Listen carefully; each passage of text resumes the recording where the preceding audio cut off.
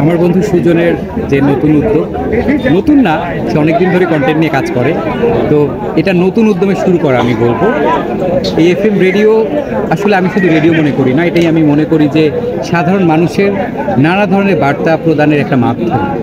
সুজন যে শুধু নিজের বিষয়গুলো তুলে ধরবে সেটি না, যেমন আজকে আমরা কাদই হাটে এসেছি, এখানকার যে মানুষ রয়েছে তাদের নিয়েও কিন্তু সে একটি কন্টেন্ট তৈরি করেছে।